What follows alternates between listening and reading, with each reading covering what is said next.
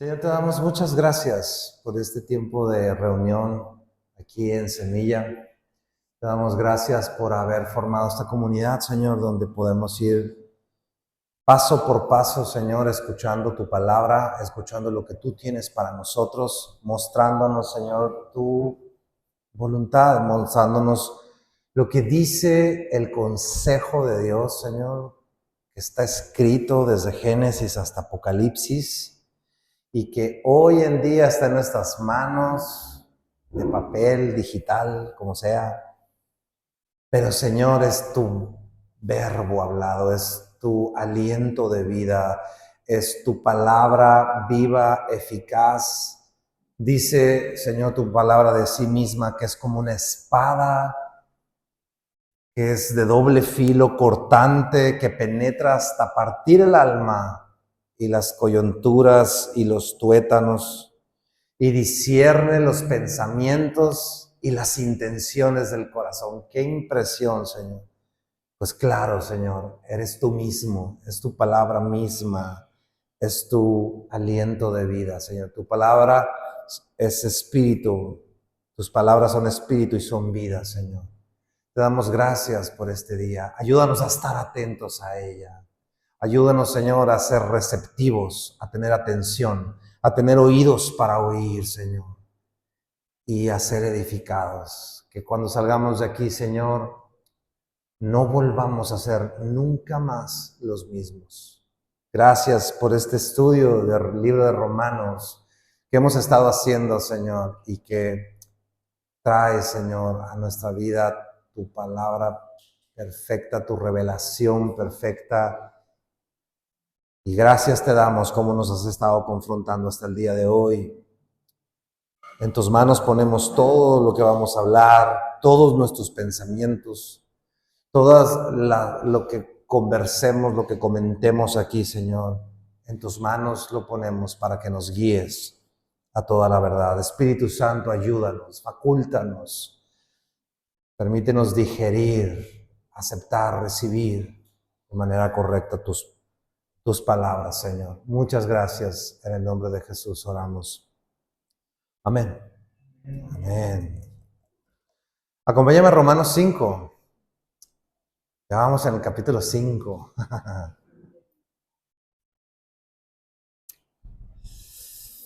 Romanos, capítulo 5, por favor.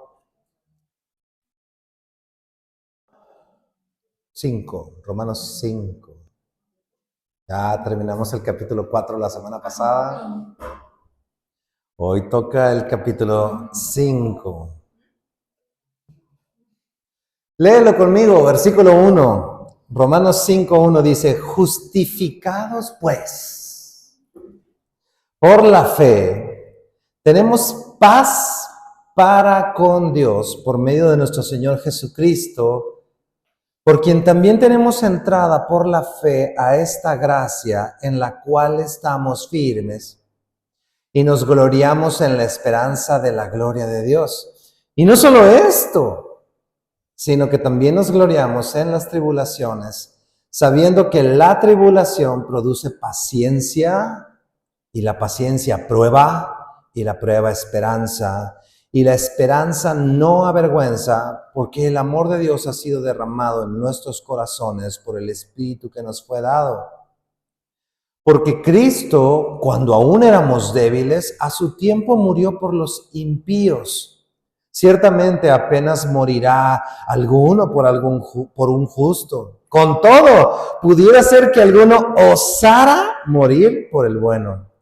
Mas Dios, uno de mis versículos favoritos, muestra su amor para con nosotros en que siendo aún pecadores, Cristo murió por nosotros. Pues mucho más, estando ya justificados en su sangre, por él seremos salvos de la ira. Porque si siendo enemigos fuimos reconciliados con Dios por la muerte de su Hijo, mucho más estando reconciliados, seremos salvos por su vida. Y no solo esto, sino que también nos gloriamos en Dios por el Señor Jesucristo, por el Señor nuestro Jesucristo, por quien hemos recibido ahora la consolación. Eso es lo que vamos a revisar el día de hoy. Y nomás retomando un poco el hilo que traemos, acuérdense que Romanos, capítulo 1, versículo 16, dice, porque no me avergüenzo del evangelio, porque es de Dios, es poder de Dios para salvación, para todo aquel que cree. ¿Sí? Y el objetivo de la carta de Romanos es mostrarnos la realidad y lo funcional y cómo es ese evangelio poderoso, ¿no?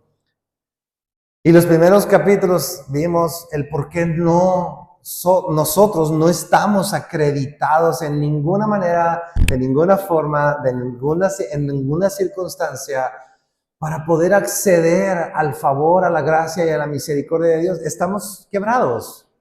Por más que nos sintamos wow y lo que tú quieras, no podemos estar cerca del Señor, ¿sí?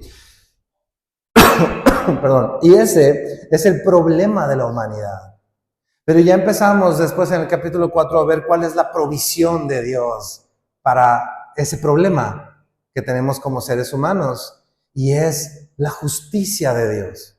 Pero la justicia de Dios tú y yo no la podemos alcanzar por nuestros propios méritos, eso lo vimos la semana pasada, sino que es a través de la fe, por la fe en Jesús.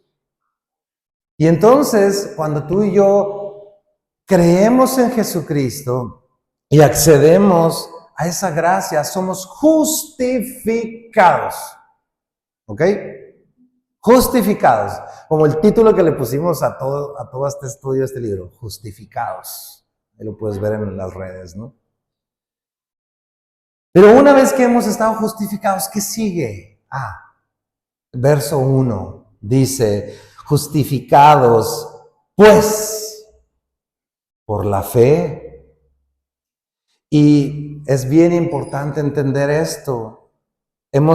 Una vez que hemos entendido que hemos sido justificados, no por nosotros, no por lo que hacemos, no por lo que decimos, no por cómo oras, sino por su gracia, no por nuestros méritos, no por nuestras fuerzas, no por nuestro desempeño cristiano, sino por una sencilla cosa, su gracia, por medio de la fe en Jesucristo.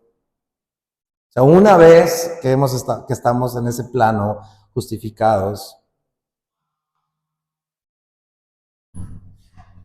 viene todo un desarrollo que vamos a ver el día de hoy. Y lo primero que me encanta que Pablo no se cansa de reiterar, dice justificados pues por la fe. Porque se nos tiene que quedar bien grabado. Esa fe no es una fe de, sí, creo en Dios, sí, creo en Jesús, sí, ahí en la serie que está en Amazon Prime, o esas cosas. O porque en los libros de historia, o porque me contaron mis padres, mis abuelos y mis bisabuelos, y sí, hay un Jesús. No, es una fe. Y la fe en Jesucristo es creer quién es Él. Vimos eso. 2, ¿quién eres tú para Él? Lo que Él dice de ti. Y número 3, la obra que hizo en ti y en mí y que sigue haciendo. Cuando tú y yo creemos de esa manera, entonces es esa fe que te salva y eres justificado por medio de esa fe, pero no es tu fe la que te justifica, es su gracia. Tú y yo creemos por fe, pero su gracia es la que actúa. Y es esa gracia en la cual toda nuestra podredumbre, toda nuestra miseria, nuestros errores y pecados quedan cubiertos por esa suficiencia de Jesús. O sea, Jesucristo es suficiente. Tú no tienes que hacer nada, ni yo. No tenemos que hacer absolutamente nada. Tenemos que confiar en Él, como lo hizo Abraham, que veíamos en el capítulo 4, y como lo hizo David, veíamos ese ejemplo. Porque Jesús fue actúa para nosotros como ese propiciatorio, la sangre derramada sobre el arca llena de todos los ejemplos de errores de la humanidad, pero el Padre cuando veía el arca en el templo, ¿se acuerdan de ese ejemplo? Y estaba la sangre derramada en el arca y entonces el Padre no veía el error de las cosas que estaban dentro del arca, él veía la sangre derramada del cordero sobre la tapadera que tenían los ángeles así, ¿de acuerdo? Entonces, es lo mismo, es esa sangre de Jesús que fue derramada que cubre todo lo que tú y yo somos. Decíamos, no es que Dios se haga el oxiso y que no ve así como que, sí, no, casa tus pecados. No, simplemente no los está viendo porque la gracia de Cristo te cubre a través de su sacrificio y a través de su sangre. Entonces, una vez que hemos entendido que es su gracia, ni siquiera es tu fe de alto calibre, wow, con la que haces cosas para el Señor, sino que es nada más un medio, por medio de la fe que tú tienes, viene su gracia a tu vida. Una vez que hemos entendido eso, el Señor a través de esta carta y a través de este texto de Romanos 5 va a eliminar el día de hoy, o la idea es que sea eliminada de nuestra mente y de nuestro corazón otra idea mal formada que quizá tenemos muchos de nosotros sobre la paz, las pruebas, tus emociones y pensamientos con respecto a esta justificación.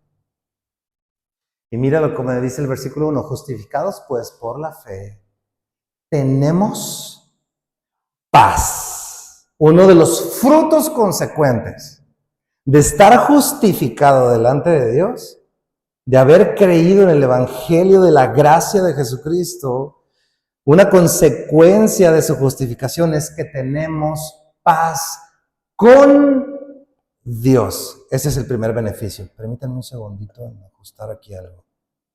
Está la letra muy chiquita y me estoy quedando así como lampareado.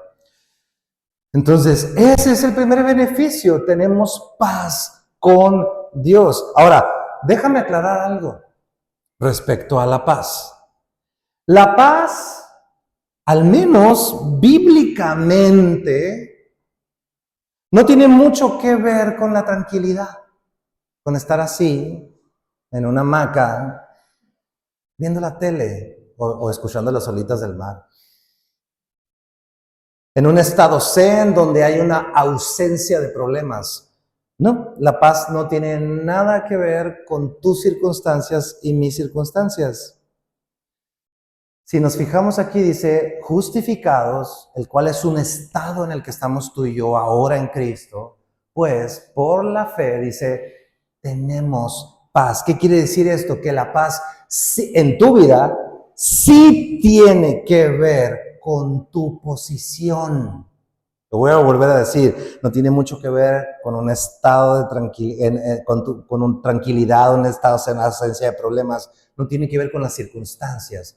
La paz es un tema de postura, de posición. ¿Dónde estás parado hoy en día? Eso define tu paz, la paz en mi vida.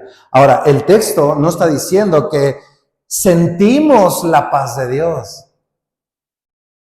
Muy interesante. Habla de una posición. El texto no habla otra cosa, no habla de la paz de Dios. Y sí, la Biblia habla de la paz de Dios. Filipenses 4:7, un versículo muy conocido por muchos. Dice 4:7 dice, y la paz, ahí sí, la paz de Dios, que sobrepasa todo entendimiento, guardará vuestros corazones y vuestras mentes en Cristo Jesús. ¡Qué impresión! Esa es una paz que sobrepasa toda tu lógica y la mía. Es la paz de Dios. Pero el texto de Romanos dice que tenemos paz con Dios. Puede ser que no la sientas. Puede ser que no la sintamos. Puede ser que no la palpes. Puede ser, no es la paz de Dios, es paz con Dios. No depende de tu lluvia de pensamientos positivos o negativos. Simplemente la Escritura te dice justificados, pues tenemos paz con Dios. La premisa es clara. Si estás justificado, tienes paz con Dios. ¿Estamos claros? Ahora, estar en paz con alguien tiene algunas implicaciones y me llama muchísimo la atención. Déjame darte algunos comentarios al respecto. Implicaciones positivas de estar en paz con alguien, ¿ok? Hay una relación armoniosa y piensa eso también con respecto a tu Señor. Cuando tú tienes paz con una persona, hay una relación armoniosa. O sea, se fortalece, se construye la confianza, se construye un temor de Dios en respeto y una comunicación con el Señor. Otra, hay menos estrés emocional cuando estás en paz con alguien, ¿sí o no? O sea, se disminuye el enojo, se disminuye la ansiedad, le habré caído bien, estará todo en orden, es que no sentí que no me saludó, espérate, o sea, hay paz, ¿no? Menos estrés emocional y por lo tanto menos resentimiento, porque luego de tanta tensión, ándale pues, toma, ahí está tu celular, ¿no? Y se lo aventamos a alguien. Luego, hay una colaboración efectiva, exactamente. Humanamente lo podemos ver. ¿Por qué?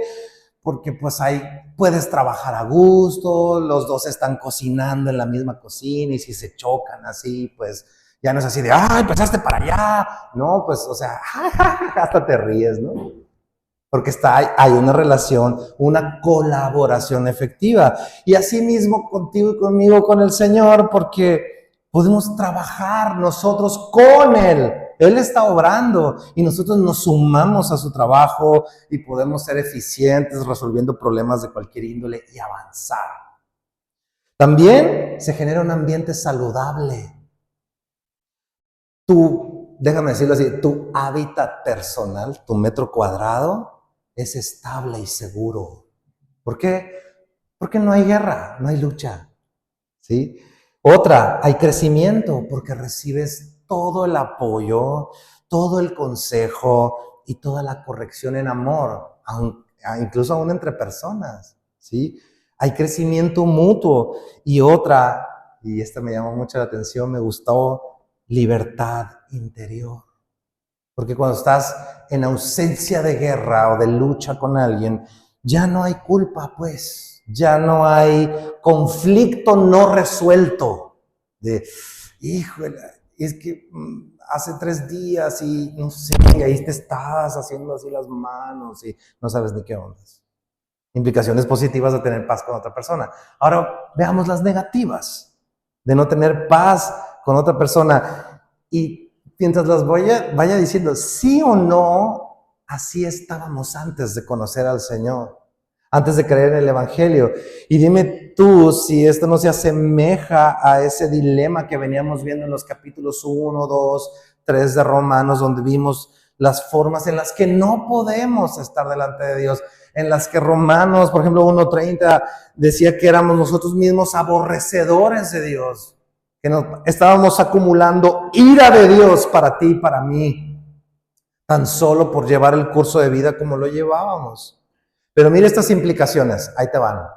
Una, relaciones rotas o tensas. O sea, hay malentendidos, hay rechazo, hay una distancia emocional. Otra, hay una carga emocional en ti y en mí, porque aumenta el rencor, aumenta la tristeza y se produce enojo acumulado. Yo conozco amigos que estaban enojados con Dios, siendo cristianos. No habían comprendido el Evangelio.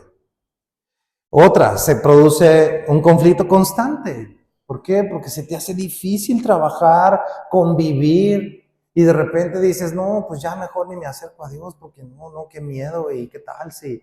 ¿Me explico? Otra, hay un ambiente tóxico en tu vida. ¿Por qué? Porque se vuelve difícil crecer y disfrutar ese entorno, y prefieres mejor decir, no, yo no puedo con Cristo y su Dios, y yo no puedo ser tan puritano, no puedo, ¿no? Claro, hay También un estancamiento personal. ¿Por qué? Porque la amargura te impide crecer. Otra, puedes llegar a dar un mal testimonio, porque la otra gente te va a decir, uy, pues es que mira, ves, pues si velo, pues creo que estoy mejor sin Dios, ¿no?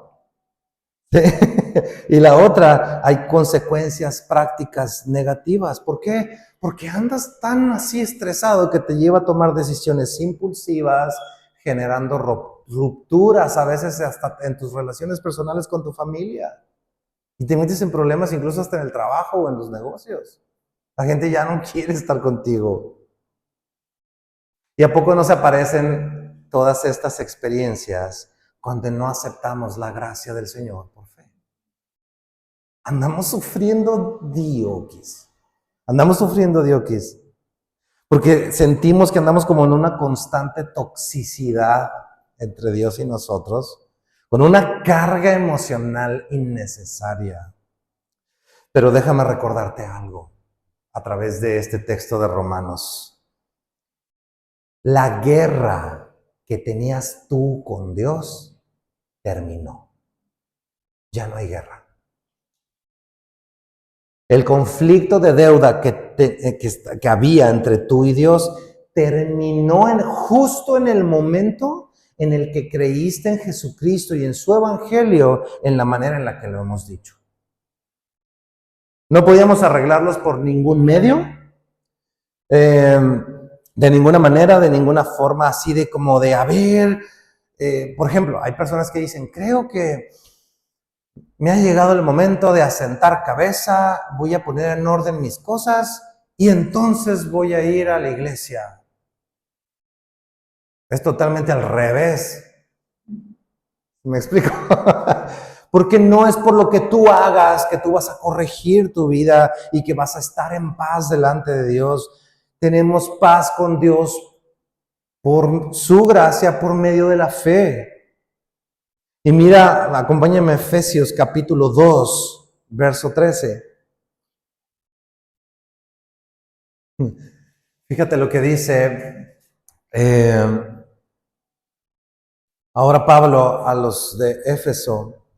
Dice, pero ahora en Cristo Jesús, ahora en Cristo Jesús, vosotros que en otro tiempo estabais lejos, habéis sido hechos, ¿qué? Cercanos por la sangre de Cristo, porque Él es, ¿qué? Nuestra paz, que de ambos pueblos, judíos y no judíos, hizo uno, derribando la pared intermedia de separación. ¿Y cómo hizo esto que hizo Jesucristo? Dice el verso 15, aboliendo en su carne las enemistades. Ahí está, aboliendo en su carne las enemistades, la ley de los mandamientos expresados en ordenanzas, para crear en sí mismo de los dos un solo y nuevo hombre, haciendo la paz, y mediante la cruz, ¿qué es lo que va a hacer? Reconciliar con Dios a ambos en un solo cuerpo. ¿Y cómo lo va a hacer? Me impresiona. Matando entre ellas las enemistades. La manera en la que Cristo vino y erradicó las enemistades es la que está expresado en este verso. Él es nuestra paz. ¿Y cómo lo hizo? Aboliéndolo en su carne. O sea, Él cargó el precio. Y dice que, déjame encontrar, dice el verso 15 al final, haciendo la paz.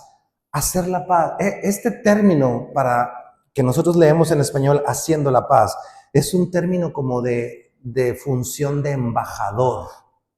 ¿Qué significa esto? Un embajador lo que hace es controlar o gestionar las relaciones entre un país y otro. este país es verde, este país es azul, y entonces como que, a ver, vamos armando un café en el medio y yo les ayudo. ¿Sí? Entonces, estableciendo eso, una conexión entre dos, estableciendo criterios o nuevos términos de relación. Y esto es lo que Cristo hizo entre tú y tu Padre Celestial. Vino, se puso en medio de tu Padre Celestial y tú, y estableció nuevos términos para que tú te puedas acercar con Él. Es otro rollo. Ya no hay guerra. Ya no hay.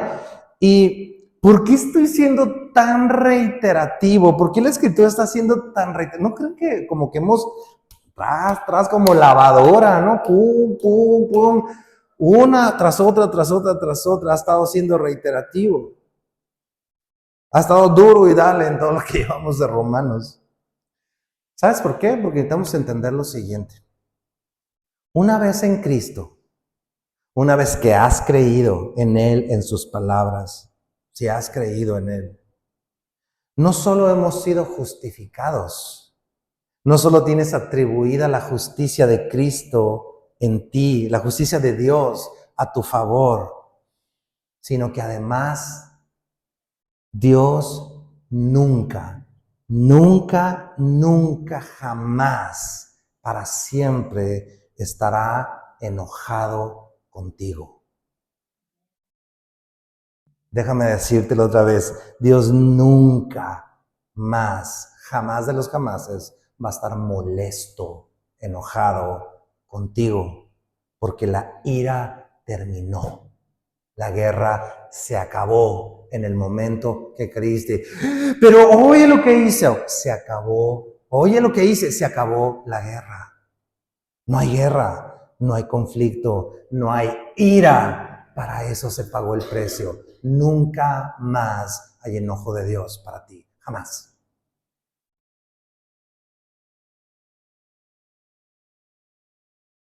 Ya nos pudiéramos ir a la casa con esto nomás. Te voy a decir una cosa, personalmente, centenar de veces, por no decir millares, he pensado que Dios está enojado conmigo.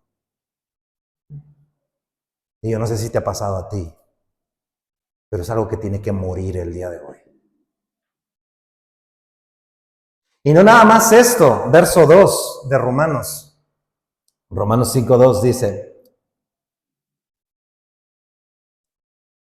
por quien también tenemos, ahí está otro beneficio de la justificación, tenemos entrada por la fe a esta gracia en la cual estamos firmes y nos gloriamos en la esperanza de la gloria de Dios. Cuando dice también tenemos, es que tenemos entrada. O sea, Jesús no nada más nos libró de la ira, del enojo del Señor, sino que también nos consiguió la entrada delante de la presencia de Dios. Ahorita estábamos cantando, Él vino y rasgó el velo. ¿Por qué? Porque antes estaba cubierto su gloria en el templo. Rasgó el velo porque ahora la puerta está abierta para ti y para mí de manera permanente. No hay horarios. No hay, es domingo, no, tiene que ser allá, aquí no. ¿Me explico? Y cuando dice tenemos, esto es un verbo que en español no existe, en el griego, es un verbo que se denomina aoristo. Y ese verbo lo que quiere darnos a entender en el tiempo es hacer referencia a algo que sucedió en un momento en el pasado, pero sus efectos todavía están vigentes el día de hoy. No es como cuando dices, ayer fui al restaurante. Ah, sí, ayer y ya se acabó. No, es algo que pasó y dura vigente su efecto todavía hasta el día de hoy. ¿Qué significa esto para nosotros? Hablando de que también tenemos entrada por la fe a que cuando tú y yo vinimos al Señor y fuimos justificados, No tuvimos un pase delante de Dios por una sola vez. ¿Te ha tocado ir a visitas a un hospital? Y que te dan como unos gafetes, como pásale y puedes pasar, pero al rato sales, entregas tu pase y ya no puedes volver a entrar hasta el día siguiente, o te lo tienes que pasar a alguien y ahí hacemos turnos y no sé qué. Ok.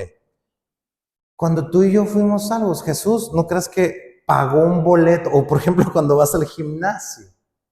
No, te voy a poner otro ejemplo, mejor. Te voy a poner otro ejemplo. Imagínate, hay unos hoteles muy buenos de vacaciones que se llaman All Inclusive, que cuando tú entras al hotel, todo está pagado. Comida, bebida, albercas, todo lo que miren tus ojos es para que lo uses y lo disfrutes. Está pagado. Son caros. Pero algunos hoteles manejan una cosa que se llama el One Day Pass. Es decir, tú llegas, pagas por ese día, entras al hotel y te sientes así bien millonario, porque andas entre toda la gente y todo lo que está ahí, todo ese día, hasta que el sol se meta, es tuyo. Lo puedes usar. Y andas bien a gusto, puedes ir al buffet, puedes ir al gimnasio, puedes comer todo el helado, la nieve que gustes, de todos los sabores que haya, te metes a la alberca, usas las toallas de ahí de la alberca. Pero ¿qué crees? Cuando se acaba ese día, el sol se mete, al día siguiente ya no puedes volver. Tienes que volver a hacer todo de nuevo. Tienes que ir, tienes que pagar de nuevo, te tienen que volver a poner otra pulserita para ese siguiente día. Te cuesta para poder llegar a ese lugar y a ese punto en el que estabas de nuevo. Ok, con Dios no funciona así. Él llegó, abrió la puerta de entrada para que tú y yo podamos venir cuando queramos, todo el tiempo, siempre. Siempre la puerta está abierta para ti y para mí. Y luego dice, por quien tenemos entrada por la fe, ¿a qué? A esta gracia. Y yo te pregunto, ¿qué significa para ti la palabra gracia?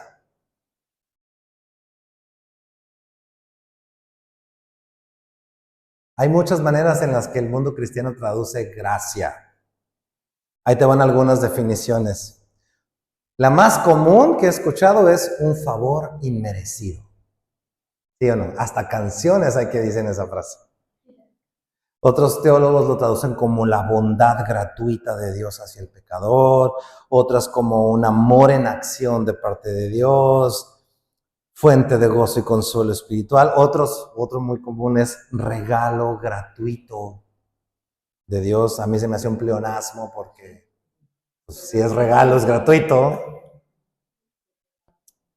Otros lo llaman justificación sin obras. Pero mira esta definición que quisiera, que es apegada a lo que dice la palabra. Belleza. La gracia es belleza. Belleza espiritual que refleja el carácter de Dios. Entonces déjame aplicarlo en este contexto de belleza. Tú y yo tenemos entrada a esa gracia, ¿sí? Por medio de la fe en Cristo, donde Dios, cuando tú llegas delante de Él, te considera bello, hermoso, placentero, agradable. O sea, en Cristo tú has adquirido agrado delante de Dios para ti. Déjame plantearlo de otra manera. Dice Colosenses, pon la mira en las cosas de arriba, no en las de la tierra, porque muertos sois, dice, muertos sois, y vuestra vida está escondida en Cristo. Entonces, si la sangre de Jesús fue derramada sobre tu vida, en este propiciatorio que decíamos, cuando Dios te mira, ya no mira lo tuyo, mira su sangre derramada, ve a Cristo y Dios, ahora que estás en Cristo, Él puede decir lo mismo que dijo de su Hijo. Cuando Jesús fue bautizado, dice que el cielo se abrió y dijo, este es mi Hijo amado en quien tengo complacencia. Es decir, todos ustedes, mundo entero, no me satisfacen ni me agradan en lo más mínimo. Pero cuando tú por medio de la fe has creído y eres justificado, estás escondido en Cristo. Y cuando tú y yo llegamos delante del Señor con esa puerta abierta, Él cuando te mira dice, ¡ah! Ahí viene Héctor. ¡Qué agradable sorpresa! Ahí viene tal persona, ahí vienes tú. Sí, tú. Y porque tenemos agrado delante de Dios. Dicho de otra manera, estoy tratando de plantearte algunas ideas que muchas veces nos atacan. Dios tiene placer contigo, está agradado contigo, está feliz contigo. No es de que cuando llegas a Él así como que, ay hijo, pues sí te amo, pero, ay, ¿por qué no puedes hacer esto bien? ¿Me explico? No, no es así, es un amor pleno. Somos hermosos para Él y hay esta gracia, esta hermosura en ti, en Él, por su sangre. ¿Y qué hacemos con nuestros errores? ¿Qué hacemos? Cuando de repente metemos la pata, como decimos. Acompáñame en Primera de Juan 1:9. Primera de Juan 1:9. Él sigue siendo fiel. ¿Por qué? Porque dice, y si confesamos nuestros pecados, Él es fiel y justo para perdonar nuestros pecados y limpiarnos de toda maldad. Es que lo que hice, no manches, o sea, no, estuvo terrible. Pues sí, tan terrible como el adulterio de Abraham, el de David, la matazón de David, el desgarriate en su castillo, en su palacio, un desastre familiar, un desastre en su gobierno, consecuencias tremendas donde parte del pueblo de Israel murió por su culpa. Es terrible. Limpiarnos de toda maldad. Acompáñame a Hebreos 4, verso 16.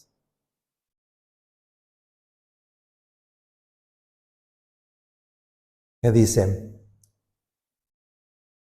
haz 1001 cosas y luego te acercas. Eso dice. No, dice, acerquémonos pues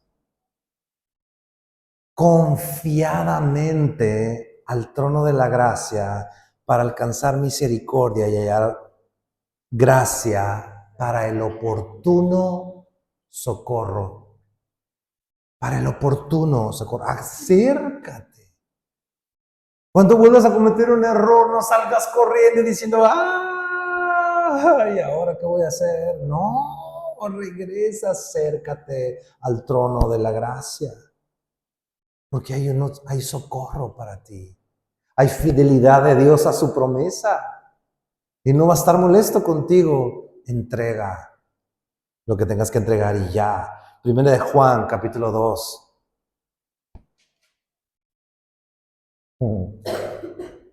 Aquí está todavía más claro, verso 1. Dice Juan el apóstol, hijitos míos, estas cosas les escribo, ¿para qué? Para que no peques. Pero ya sabía en él mismo, yo creo. Y si alguno hubiera pecado, abogado tenemos para con el Padre. ¿Te fijas que es una cuestión de posición? No se trata de que tú hagas o no hagas. No, espera, calma. Abogado tenemos con el Padre a Jesucristo el justo.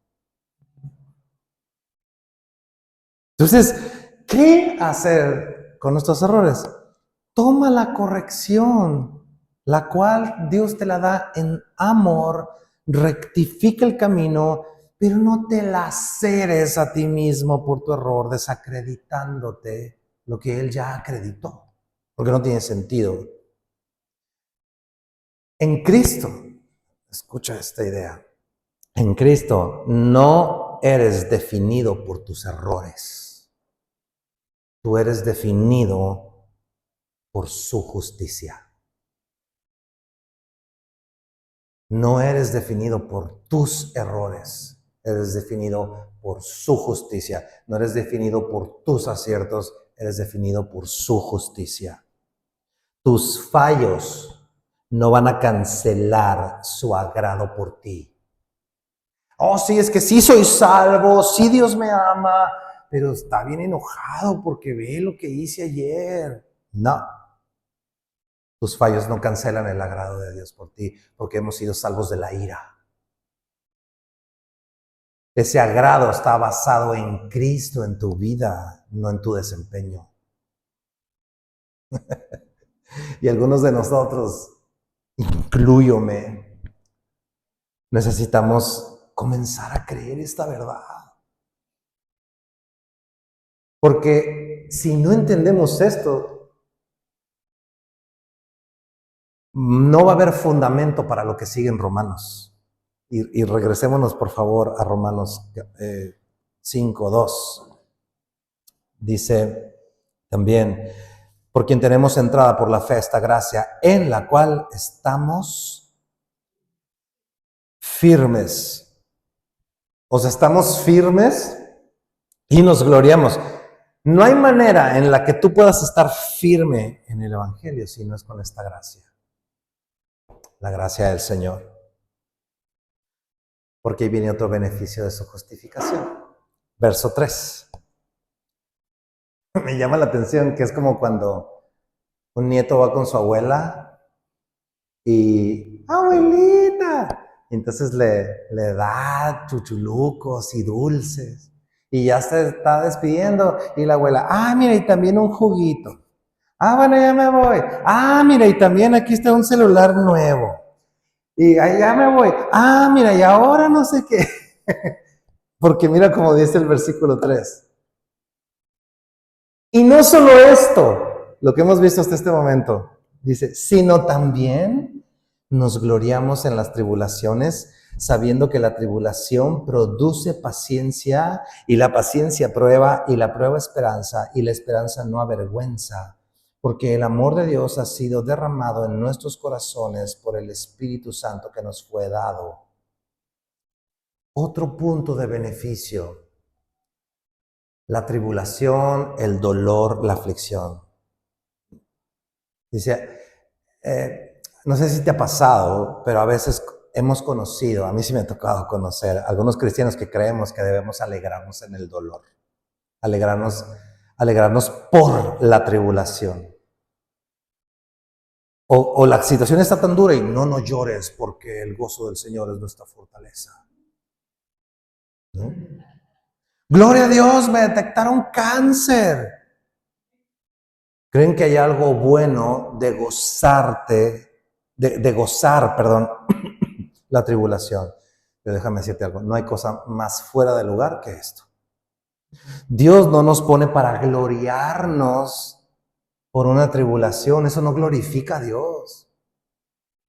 Dios nos manda en su palabra que estando en su gracia, nos gocemos en medio de la tribulación, porque el gozo que puede prevalecer, ese gozo de su salvación puede prevalecer a pesar de la tribulación y de la circunstancia.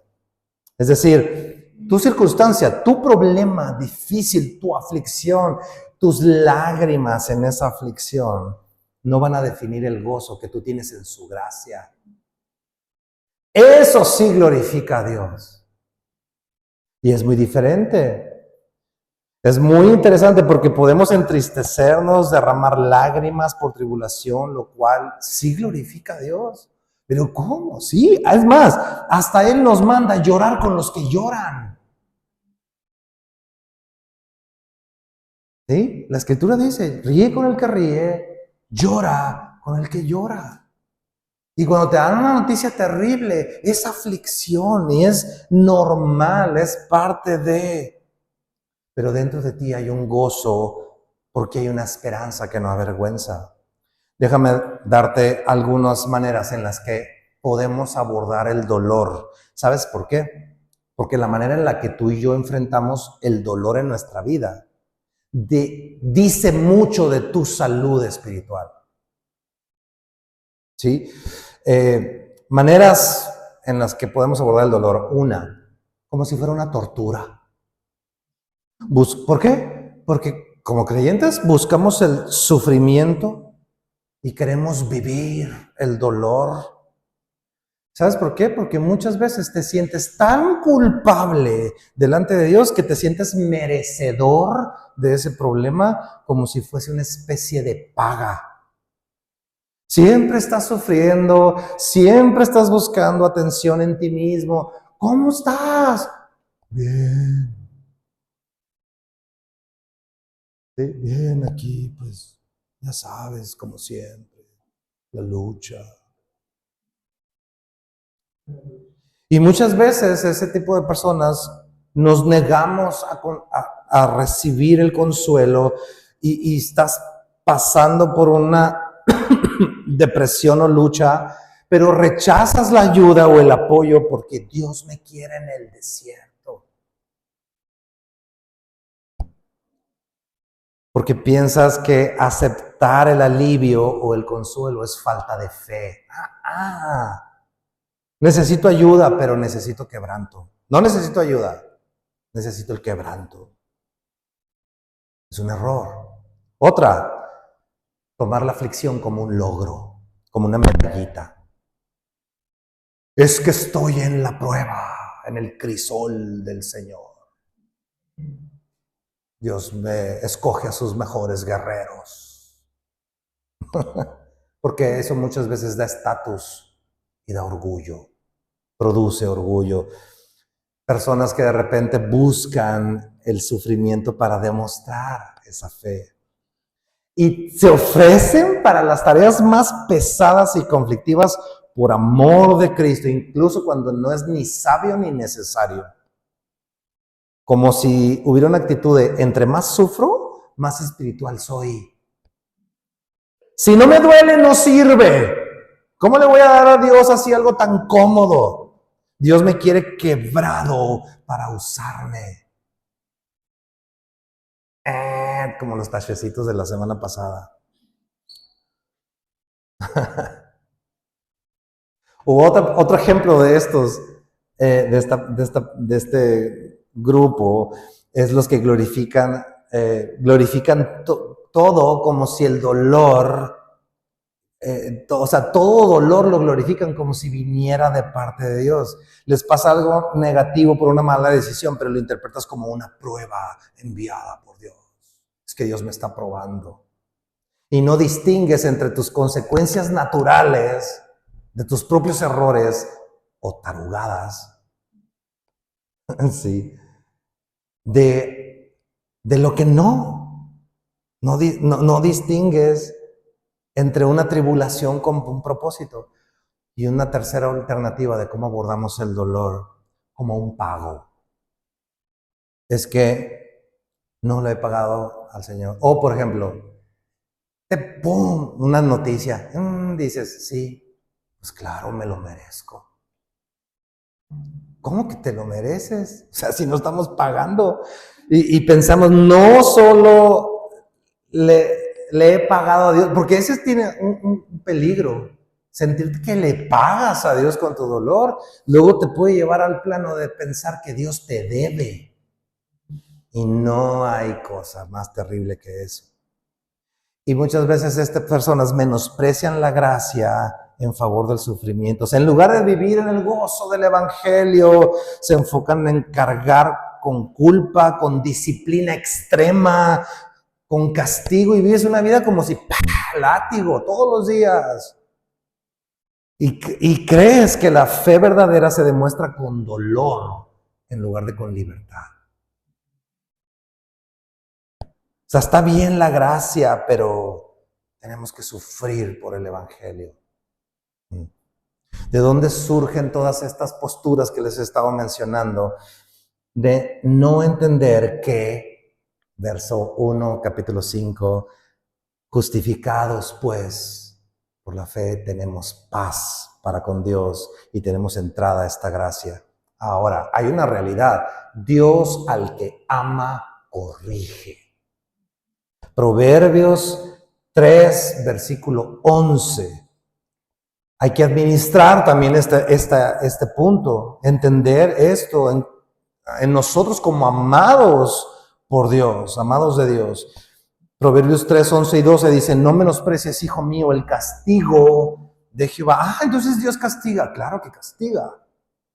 Ni te fatigues de su corrección, porque Jehová al que ama, castiga como el padre al hijo a quien quiere. Y se siente feo, ¿verdad? ¿O no? A veces depende de la corrección. Pero mira lo que dice Hebreos 12, verso 11. Dice, es verdad que ninguna disciplina al presente parece ser causa de gozo, sino de tristeza. Pero después da un fruto apacible de justicia a los que en ella han sido ejercitados. Entonces, ¿qué vamos a hacer? ¿Cómo vamos a lidiar con la tribulación y el dolor? Hay 3 maneras en las que podemos catalogar la tribulación. Una es como disciplina del Señor para ti. Oh, sí. 2, como consecuencia de tus errores y los míos. Oye, pero es que mira, me van a embargar la casa. ¿Y para qué la compras? ¿Pero dónde vamos a vivir? Pues tal vez la estrategia era rentar. O sea, estoy diciendo un ejemplo. O lo mismo con un carro. Es que no puedo pagar la tarjeta. Pues no compres, punto. ¿Sí? Deja de comer en restaurantes. ¿Sí? Consecuencia de los errores. Y 3, porque Dios lo permite. O sea, no es disciplina del Señor, pero Dios lo permite. Jesús lo dijo. En el mundo tendréis aflicción. Oye, Jesús, ¿me estás profetizando tribulación? Sí, vas a tener aflicción.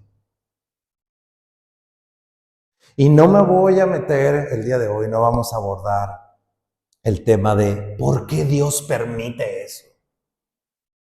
Esa respuesta la vas a encontrar en el libro de Job. Y te vas a dar cuenta, si lees el libro de Job, que el libro de Job no responde jamás a esa pregunta. Yo me aventé en mi devocional el libro de Job. ¿Por qué? ¿Por qué? ¿Por qué? ¿Por qué Dios permitió semejante quebranto? Y Dios no contesta. Dios no lo contesta. Y la pregunta que yo me hacía en aquel entonces decía, ¿por qué? La respuesta es la siguiente. En resumen, luego estudiaremos Job. Pero Dios es soberano. Él hace.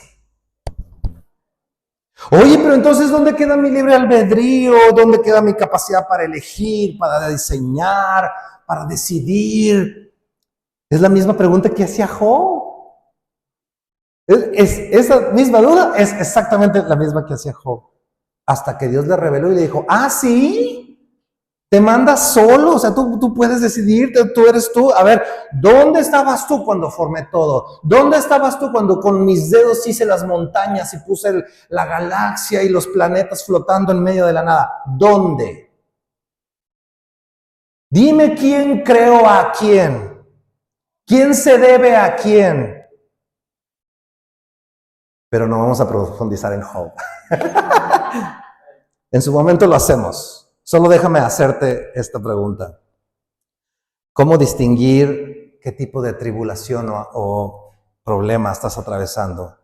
No hay de otra forma más que en comunión con Dios. No hay otra manera. Job hizo cuando tuvo el encuentro con el Señor? Al final de cuentas, terminó en comunión con Él. Y termina diciendo, Señor, de oídas te había oído, mas ahora mis ojos te ven. Ahora caigo en cuenta. Si no lo haces, si no abordas tus problemas en comunión con Dios, te queda la otra alternativa, que es que lo trates por tu propia cuenta y lo vas a tratar como tu mente te dé, como platiques con la comadre o con el compadre, y puede ser que en lo que definas hacer, le atines o no le atines. Pero la única manera de saber si es por tu causa, si es algo que el Señor permitió o si es algo que Dios está tratando contigo de forma personal, es orando en comunión, buscando su palabra, recibiendo convicción de parte del Espíritu de Dios para tu vida. Ahí es donde vas a entender el propósito. No hay otra forma, porque Dios es soberano.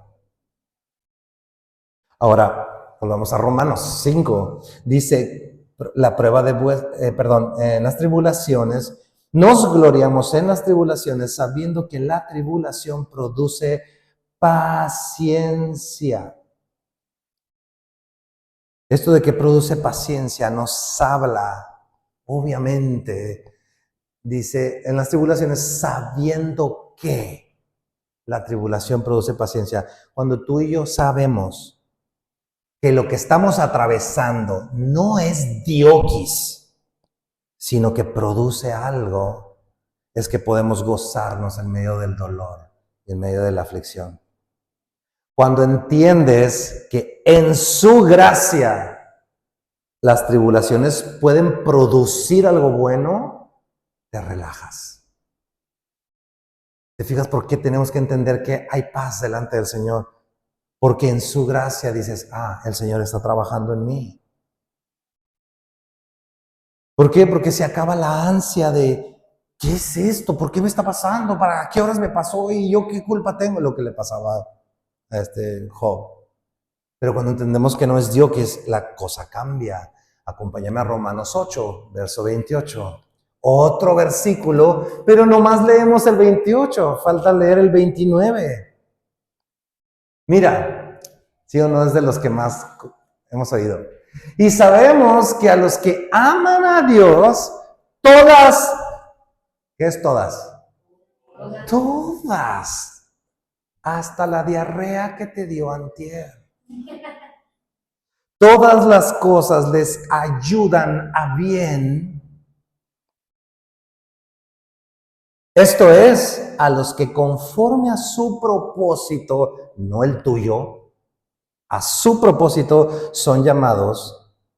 29, porque a los que antes conoció también los predestinó, y aquí viene el propósito de todo lo que te pueda pasar, para que Él sea, también predestinó para que fuesen hechos conformes a la imagen de su Hijo, para que Él sea el primogénito entre muchos hermanos. ¿Para qué te pasa todo lo que te pasa? Para que seas hecho conforme a la imagen de Cristo. Punto. ¿Pero por qué me está pasando? Porque Dios está trabajando en convertirte más al carácter de Cristo. Ahora, dice Romanos otra vez, capítulo 5, verso 3. Cuando dice que produce paciencia, una traducción asociada a este verso es perseverancia. Una traducción asociada a paciencia es perseverancia. ¿Qué significa esto? Que la perseverancia sucede cuando tienes una meta clara, es como enfoque. O sea, cuando tú perseveras en algo, cuando estás enfocado, cuando tienes claro algo, y entonces ya estás bien enfocado y te permite perseverar, insistir, insistir, insistir, insistir. La prueba nos enfoca. ¿En quién? En hacer su voluntad. Y cuando Dios te muestra el punto, es que mira, has estado regándole en esto, campeón. Perseveras en esa situación y el carácter de Cristo se forma en ti. Por eso es que es bueno. Ahora dice, la paciencia prueba el versículo. La paciencia produce prueba, pero no es quizá una traducción más apropiada, prueba. No está diciendo que Dios te va a probar. No, lo que quiere decir el texto en el original habla de una prueba superada. Es decir, cuando algo que se estaba buscando resultó ser lo que tenía que ser. O sea, prueba aquí representa el resultado de haber sido examinado y check, muy bien, control de calidad aprobado. Entonces, cuando tú y yo, ¿cómo es que la prueba produce esa paciencia, esa perseverancia y esa perseverancia produce esa prueba aprobada? Porque obviamente estás enfocado, estamos enfocados y va a hacer que superes de manera favorable esa prueba. Y esto me lleva a hacernos una pregunta. ¿Cómo estás reaccionando a las pruebas en tu vida diaria? Si no te está yendo bien, tal vez es porque has perdido de vista el tomar en cuenta la gracia de Dios en tu vida. Y estás luchando tú solo. Entonces, número uno, necesitamos caer en cuenta que somos justificados, que estamos en paz con Dios y en su gracia podemos gloriarnos en las tribulaciones. Ahora, esa prueba, haber sido aprobados, produce esperanza, dice el versículo. ¿Por qué? Porque obviamente el carácter de Cristo en ti produce esperanza. ¿Esperanza en qué? Aquí la esperanza es una esperanza confiada, es una confianza segura. ¿De qué? De que no estás solo. De que estás siendo, en ese proceso, Dios te está agarrando y te está instruyendo en amor, no en coraje y en látigo. Estás siendo formado en el amor del Señor. Es una esperanza de que Él te ama. Y luego dice el versículo, es una esperanza que no defrauda. ¿Por qué? Porque no avergüenza, porque no defrauda, porque está garantizado. Dios no te va a dejar abajo nunca más. Estamos en medio de la prueba, pero Dios me ama. Somos amados, somos aceptos, alegramos el corazón de Dios en Cristo. Y mira cómo concluye este verso. Dice, porque el amor de Dios ha sido derramado en nuestros corazones por el Espíritu Santo que nos fue dado. Amigo, en medio de la tribulación, cuando eres justificado, tú puedes gozarte porque eres amado, no porque Dios agarró un goterito de su amor y te dijo, ¡ping! Como la sal así, ¿no? Ahí te van unos granitos de mi amor. No, dice que Él derramó en tu corazón el amor de Dios a través de su Santo Espíritu. Y es que sabes que es bien fácil caer en la tortura, en la autotortura, en la prueba y decir, sí, claro, es que soy bien pecador. Supongo que me merezco esta prueba. Pero no, ven a los pies del Señor, busca su rostro en medio de la tribulación, sabiendo esta esperanza, sabiéndote amado y busca los siguientes pasos en su palabra. Se acabó. Y derivado de todo esto, Pablo concluye los siguientes versos 6. Dice, porque Cristo, aun cuando éramos débiles, a su debido tiempo murió por los impíos. Ciertamente apenas morirá por alguno, morirá alguno por un justo. Con todo, pudiera ser que alguno osara morir atrevido por el bueno, mas Dios muestra su amor para con nosotros en que siendo aún pecadores, Cristo murió por nosotros. Pues mucho más, estando ya justificados en su sangre, por Él seremos salvos de la ira. Porque si siendo enemigos fuimos reconciliados con Dios por la muerte de su Hijo, mucho más estando reconciliados seremos salvos por su vida.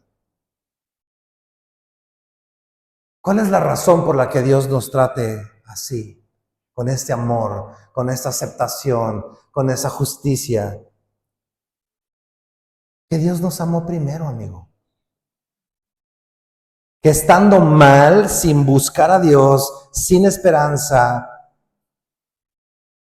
y tampoco estábamos en la zozobra, así como que, ay, pues a ver, ¿cómo le hago para volver a Dios? Muchos de nosotros no, como el que va en el bulevar con la fascia del carro caída y va por el bulevar y lleva los vidrios arriba y con la música y un chisperío, no se da cuenta. Y así estábamos muchos de nosotros. Hasta que alguien le dice, ¡hey! Traes la fascia caída. ¿Qué? Con el vidrio, ¿no? Pero ahí Dios nos miró. Dios, amigo, concluyo con esto, te ama. Oye, pero no siento su amor. Bueno, ¿dónde vas a buscar el amor de Dios? ¿En tus emociones? Éxito. No lo vas a lograr. ¿Dónde vas a encontrar? Es que yo opino. ¿Dónde vas a encontrar el amor de Dios? ¿En tus opiniones? El texto dice que nos muestra su amor. ¿En qué? ¿En qué me muestra su amor? En que siendo aún pecador, Cristo murió por mí. Es un hecho, no es una emoción. Y mis emociones, que es que yo todavía me siento un poco atribulado. Bueno, deja que Dios opere en tus emociones a través de su gracia por la fe. Quiere decir, cree y descansa. ¿Cuál es la razón por la que puedo gloriarme en las tribulaciones? Porque estando sin buscar a Dios, fui amado y reconciliado. Y si sin buscarlo, Dios me amó y me justificó, ahora que eres su hijo, ahora que eres su hija, ¿acaso no vas a tener salvación? Claro que sí. Y no nada más salvación. Has sido justificado, ha vuelto la capacidad en ti de agradar a Dios, no por tus méritos, sino porque ya viene incluido en su gracia. Te puedes gozar en medio de la tribulación sabiendo que Dios está trabajando el carácter de Cristo en ti y puedes superar las pruebas en Él. Y aparte, puedes gloriarte en el Padre. Mira cómo termina el versículo 11 de Romanos 5:11, dice, y no solo esto, o sea, así como lo que les decía, como la abuelita que te va poniendo más dulces y dulces. Y no solo esto, sino que también nos gloriamos en Dios por el Señor Jesucristo, por quien hemos recibido ahora la reconciliación. Tienes un paquete, tenemos el paquete completo. Y si tú no conoces este paquete completo, déjame decirte algo, hay salvación para ti el día de hoy. Y si tú estás atravesando dificultades, tribulaciones en tu vida, es momento que busques al Señor y vengas a sus pies a aclarar qué es lo que tienes que hacer, cuál es el siguiente paso.